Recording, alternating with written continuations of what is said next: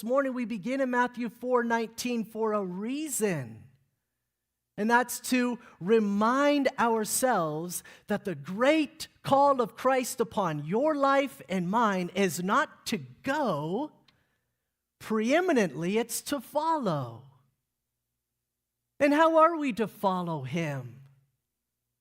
The great commandment tells us in Matthew 22 that the great commandment isn't make disciples. The great commandment is to love the Lord your God with all of your heart, soul, and mind.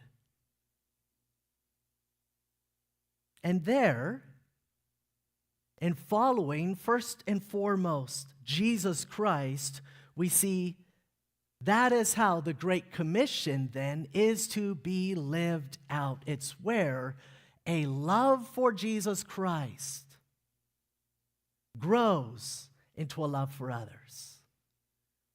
Where a submission to him who has authority in heaven and on earth becomes then a willingness to go to the ends of the earth and a growing love and concern for others.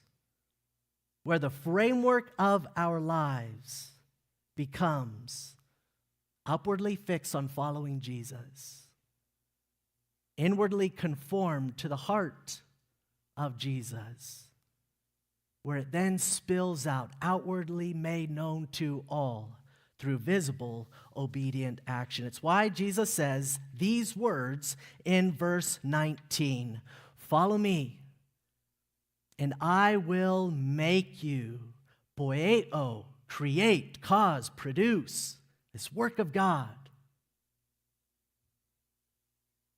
with the promise that he will use us as fishers of men.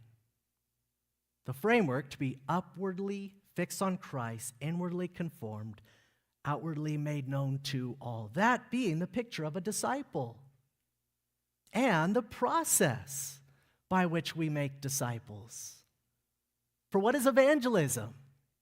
What is discipleship other than leading people to the one you are following and holding fast to?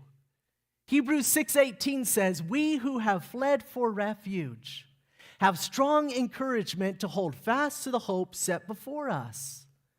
For we have this as a sure and steadfast anchor of the soul, a hope that enters into the holy place behind the curtain, where Christ has gone as a forerunner on our behalf." Right now, Jesus Christ is on a throne of grace, and you and I, we can be like the woman in Matthew 9 with the discharge of blood. Oh, if only I touch his garment, I know he will be sufficient. And so you and I, we are invited by grace through faith to take hold of all that Christ is and has done on our behalf, while at the same time, Jude verse 23 says we're to be snatching people from the very flames. 2 Corinthians 5:18 says we are ambassadors for Christ. God making his appeal through us. We implore people on behalf of Christ, be reconciled to God. That is to be your life and mine daily. It's the description of a disciple, just as it's been from the very beginning. Think about it. Genesis 12.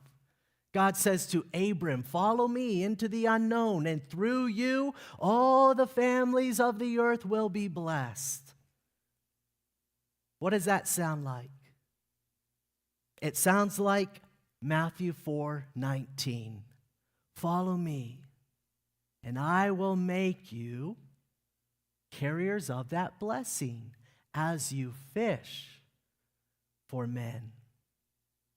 So, if you have been, as Colossians 1:13 says, if you've been delivered from the domain of darkness and transferred into the kingdom of his beloved Son, then you too, you've been set apart for this task, for the task As John Calvin says, for the task of making the invisible kingdom visible through faithful Christian living and witness bearing.